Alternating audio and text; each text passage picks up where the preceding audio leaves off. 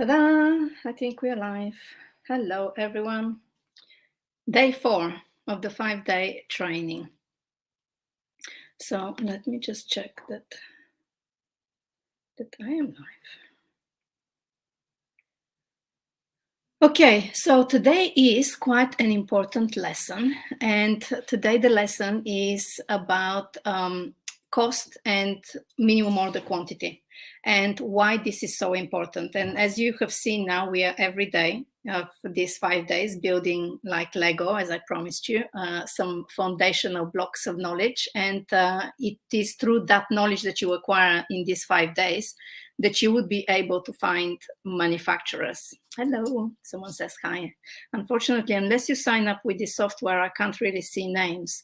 But let me know. So before we start, let me know how are you feeling. It's day 4. We are halfway through, over halfway. So, use some emojis and tell me how you're feeling. Is it thumbs up? Is it thumbs down? Is it like one of those emojis where your head is blown? How are you feeling? Let me know. And if you have any questions, just pop them here in the chat so I can circle back and answer them. But pushing on with today's training, cost versus minimum order quantity. So one of the big reasons why fashion entrepreneurs and creatives like yourself are struggling to find the right factory, because we established that you can find a factory, right? It's just that we want to find the right factory.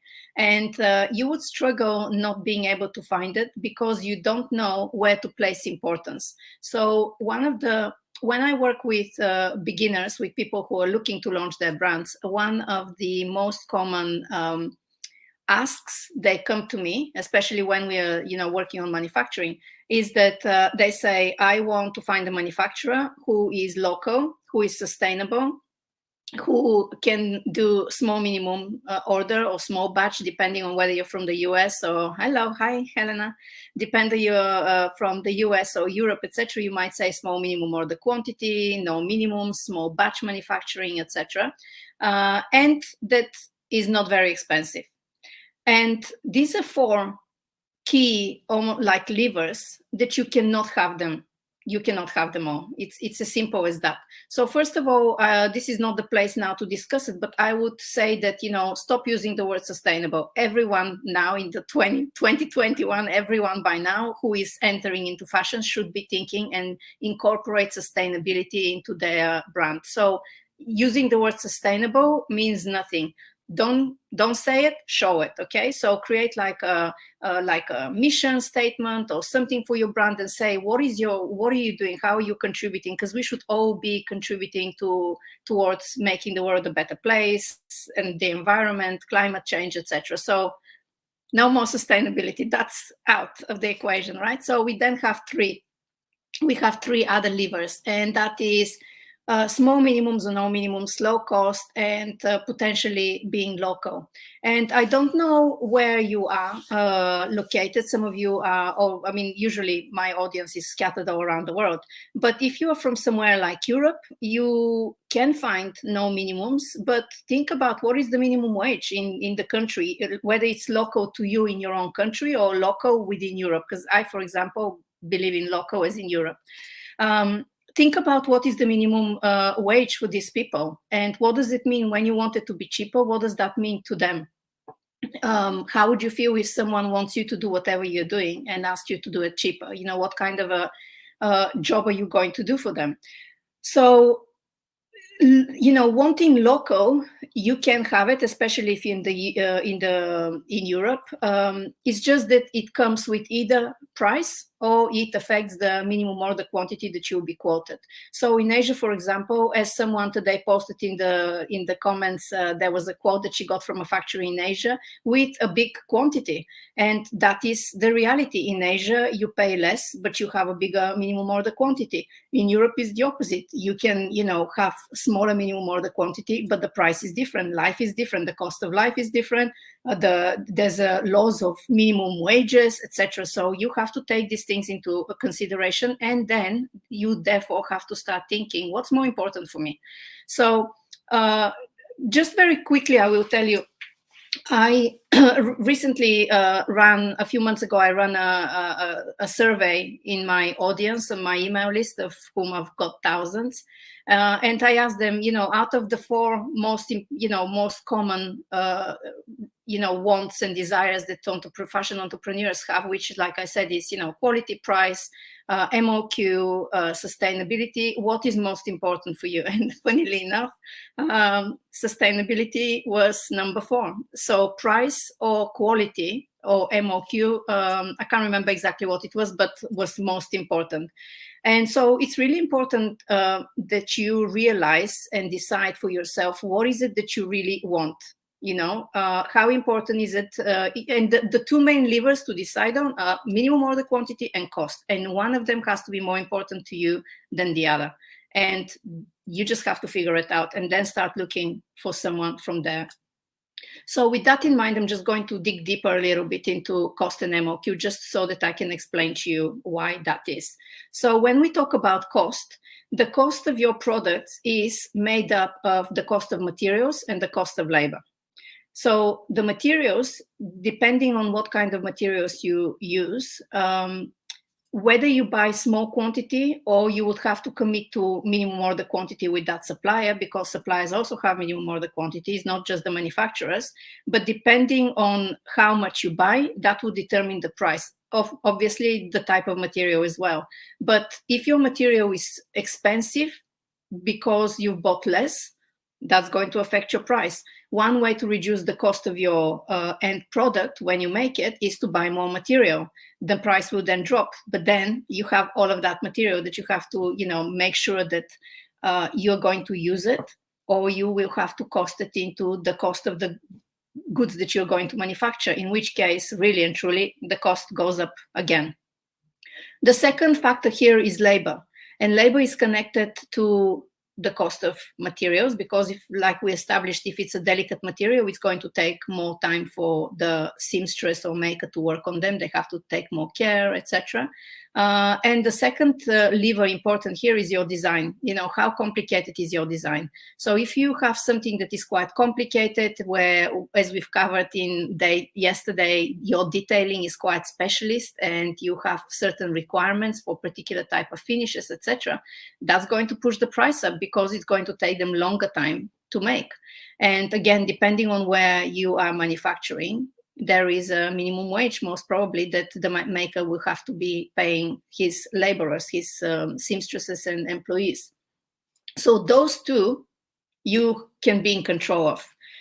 They're tricky. And that's why when you think of, when you want to turn an idea into a product, it's not as simple as, oh, here is my idea, I just need a manufacturer and I'm going to make it. No, it's a lot of to and fro. And it's it's finding a manufacturer. That's half of the battle. Then it's actually discussing your design and looking at your materials and thinking of your price point and coming back to it and discussing, what do I change?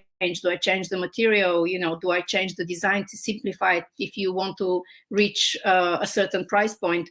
So it's a lot of to and fro. It's not simple. Like, you find a manufacturer and that's it. Yes, you find it, but then what? Just like when you launch a brand, you feel like you worked so hard to launch a brand. And I always say to clients, now that you've launched, now your work begins, because you have to sell the products, you have to market it, and that's like a whole new, new at a new level, right?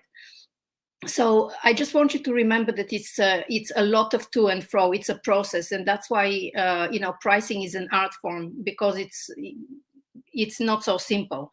So materials and labor is really important. You can be in control within reason of them. And then you would have to add extra, like shipping, depending on where you're manufacturing. There would be shipping costs.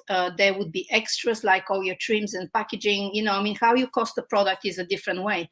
But what I think the main point here that I want to say is that that price it's determined by a large portion by your choices. So you have to, if you're going to launch a product that is going to be price sensitive, you have to, at every step of the way, consider your materials, consider the costs that are going to contribute to the end price. And you cannot expect someone to make for less just because you've chosen complicated design, you've chosen expensive materials, etc. There has to be a give somewhere, there has to be a compromise. And you have to be aware that people on the other side, like I said yesterday, they're your most important number one partners in the business. They have to make money as well.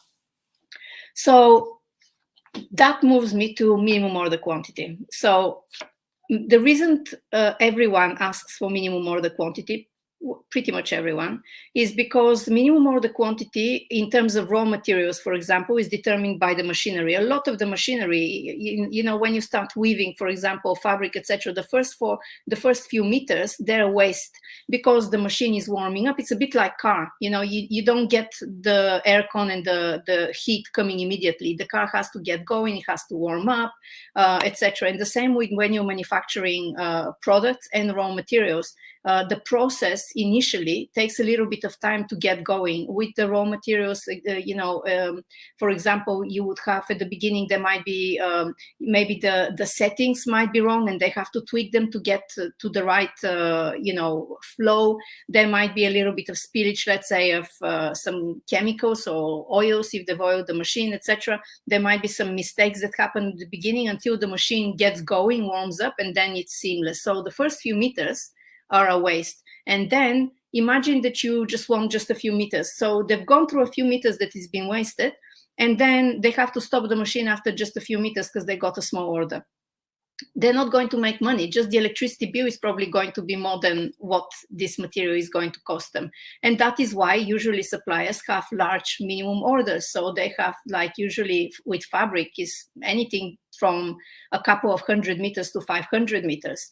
And the less you ask, the cost, goes up because they have made 500 or 1,000, whatever it is, and they have to look for other clients to make sure that they sell this material so they're not stuck with it. Because if they get stuck with it, then they have no profit. Their profit is eaten by the leftover stock. So that's with raw materials. With manufacturing, is pretty much the same. It's about getting a flow. And factories who have no minimums tend to be small studios, tend to be small manufacturing units. You can find them more often in Europe. If you find something like this in Asia, then you're talking like little family home worker kind of setup, because in Asia the factories are much bigger. And when you work with a small business, yes, it has some advantages. But if you're a brand that is going to grow really fast, that factory will not be able to cope with you. So sooner or later, they'll start giving you problems, and you have to look for another maker. If you stay small, that's great. But sooner or later, if someone else lets them down, your production is not big enough, they might go bust. Someone might get sick in the family, or there's all kinds of other things, and they can shut their doors unexpectedly. Something might happen to the factory. I had a client whose factory burned down. So they have no plan B because they're a small business. And you just have to be aware that no minimum, when you're seeking for no minimum, it comes with a different set of issues that sooner or later you're going to have to face. The factories who have minimum order requirement is the factories who are growing, who are looking at their business as a proper business, as they should. And they need to ensure they know, as I said to you yesterday, they know what every minute of their time costs. So if you have a small production, they would have to then take time to change the machine, to clean it up in between batches and clients. They would have to change the thread. They would have to maybe change the foot. They would have to check the tension. This is time and multiple minutes that they cannot charge for. Who do they charge? They can't. They have already agreed of some, production cost with you based on the sample and based on them knowing how long is it going to take them to make every single unit. If there's something goes wrong, if there's a delay, if there's a problem that happens during your production, etc., they still have to charge you that price that they have promised you, and they cannot add extra on the cost. So that is something that's going to eat into their profit. If they are stopping and starting, with small minimum order quantities, that's time that they cannot charge for. That's why they then require a bigger time, because they make their calculation. If I am to pay my rent and, pay this, employees that I have, pay good salaries, pay myself, blah, blah, blah, blah. What do I need? I need to be making X units a day. what does that mean? It means this. In order for me to be busy every single day, what does that mean? What kind of clients do I need to get in order to get these orders? In how many clients do I need to have at any one time in order to always be busy? Because in fashion, you have up times and low times. So they have to make sure that they always have their production schedule. And that's why sometimes manufacturers overpromise. And then they disappoint, and there's delay in production because they overpromise, because they know that sometimes things fall through, there's delays with the designers, and they don't want to open themselves to a gap in their production schedule. So, for example, if you go into the chat in the group, the lady who, I forgot the name now, who posted this Asian factory that has given her a quote, they have given for sampling is that much. For production, it would take us that much time. If you want to reorder, it would take us that much time. That is, I mean, it's an idea, but that's it. It's just an idea, because all kinds of things can happen. And I am yet to see a production that runs on time. There's always delay for one reason or another. Even if it's a little delay, there's always delay. So you should, that's something we'll talk about tomorrow. But yeah, there's always delay. But so, as you can see, that is why factories need to have an MOQ. They need to have a minimum order quantity in order to ensure that there's consistency in their flow, in order to ensure that when they have quoted a certain price for a garment, they're going to get to that price of the garment. And because they make money from production, not from sampling, from production, from producing multiple units, because with every unit that they make, their speed gets better. And, and they might even start, if they're lucky, to make it a little bit faster, which means that they might, make a few units extra in the allocated time, and therefore their margin might increase. And talking of margins, their margins are little, they're tiny. Usually a manufacturer puts on a garment something between 10 to 20, if 20%, if they're lucky. It's more like 10, 15%. So if you, calculate whatever they charge for your product on the labor, calculate what is 10%. I mean, it's like, in most instances, it's peanuts. So you need to get these economies of scale. You need to make sure that you have, constant flow of production, that you're constantly manufacturing, that you have good clients that are paying on time, etc., in order for them to stand, to stay in business. So that is why manufacturers ask for MOQ. So, and that is why when you ask them to reduce it and to be more flexible, sometimes they don't. And simply they just blank you. What do they say? They say ghost you, the new terminology. So they ghost you, they don't reply to you anymore, because they're like, you're a time waster. I need to find better clients who are not going to oppose my MOQs. But because it's such a personal relationship, if they really like you, if they believe in what you, in your vision, in your capabilities, if you've approached them in the right way, and they're nice and they want to help you, because most of the manufacturers are really nice people, they would agree to lower the minimum order quantities a little bit for you, or they might allow you to, put extra colors, to have, instead of one color per style that they've quoted you, they might agree on 2 colors or 3 colors. So they would make a little bit of compromise to help you, because at the end of the day, they too want to find good clients, just like you. You're looking for a great manufacturer. They want to find great clients, just like you. They have exactly the same problem. It's just that it's the other way, right? So that is it. That is why these two things are so linked together. And you can't have them both. You can't have your cake and eat it. You have to really make a decision which one is more important, and one would always be more important than the other. And then it's a question of compromise. And just like in any relationship, we all know relationships are about compromise. This is just another relationship. And you have to compromise. There has to be compromise on both sides, and there has to be trust. And we already know that trust is an issue. So, you have to build that trust, and you have to figure out for which is different. But, how do you build that trust with someone who's new in order for both of you to get the result that you want? So this is it. Is it good to know that? Yeah. So this is it. Ask me any questions, drop them in the chat, and have a think for yourselves. As you're going, some of you are really working towards launching a brand and launching a business. Think about the implications. If you were to find the right factory and they have a large minimum order quantity, what does that mean? if your target market is going to be price sensitive, what does that mean? If cost for whatever reason is important for you, but you want a lot of, your design is quite complicated, what does that mean? Most probably you need to really relook at the equation, and your target market is the wrong demographic, the wrong target market. So there's always a reason why, or there's always a repercussion of your choices, let's say. And there's always a reason why something is not working, because you've probably not asked enough questions, you've not thought through your choices. And as a result, you're having, you're not getting the results you want, which is probably finding a manufacturer or making sales, making profit, etc. So that's it for today. I know that many of you have starting. I read somewhere not to bring up costs. Okay, so this is actually, thank you for this question. I actually think that this is the worst advice that anyone can give you, and anyone who gives you this advice is actually someone who hasn't really been in the industry a lot. And I have also heard other people with 10 years, 12 years, 15 years, whatever, a fashion industry experience, but they were a buyer.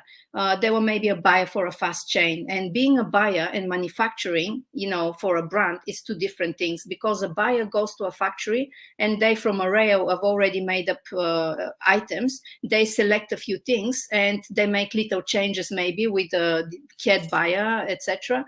And that's not true manufacturing. And the fast chain also, anyone who comes from a fast chain, be careful, ask people where they have worked, what is their experience. Anyone who comes from a fast chain, they work with with a type of factories who the manufacturing is different. And also the mindset is that they have to screw them on price, because they're working in bulk and they're working with tiny little margins. So anyone who tells you, and I've heard this advice, that you shouldn't bring up prices is the worst possible advice, because how can you find the right manufacturer if you don't talk about money? It's like you going for a job and someone telling you, when you send your CV and someone, calls you for an interview, don't mention salary. Just don't mention salary. How what a waste of time, right? How do you know that that's going to be the right job? I mean, it could be the right job, but if they offer you next to nothing, how's that going to work? Or it could sound okay. They can offer you a lot of money, but if it's going to be a toxic environment and it would make you ill, etc., what's the good in that? So manufacturing is exactly the same thing. You have to talk about the money, because the money is such an integral part of the relationship and of the result that you're going to get. But also the price will determine the kind of factory you're working with. And if you are looking to manufacture something at a higher level, for a more premium kind of brand, you want to find factory that will work with that kind of brands, and that kind of, skill that they would have with their workers will cost money. So the worst advice, do not listen, bring it up. You have to discuss it.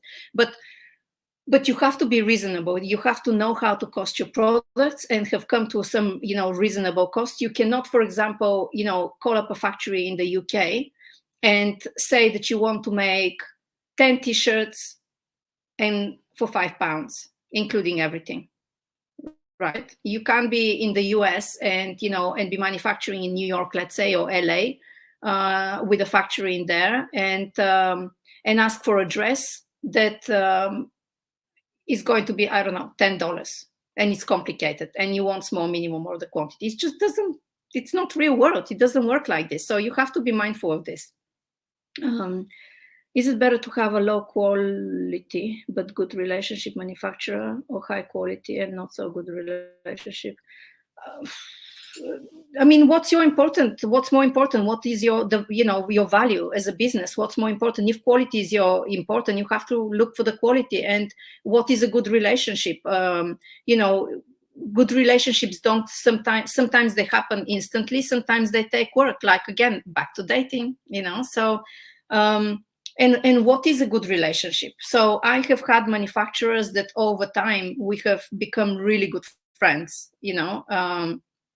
and I have had manufacturers with whom I have very just strict relationship. We are courteous to each other. I do my job and my expectations, they do their thing, and that's it. If you can find, when you work a long time with someone, you get to know them. There's no way that you can't get to know them, because you're in touch with them so much.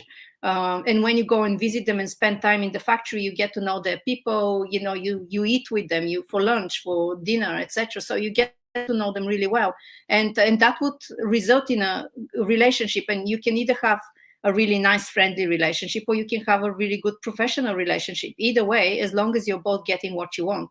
Do you really care how close and good the relationship is? But you have to have a good relationship as a basis to get what you want.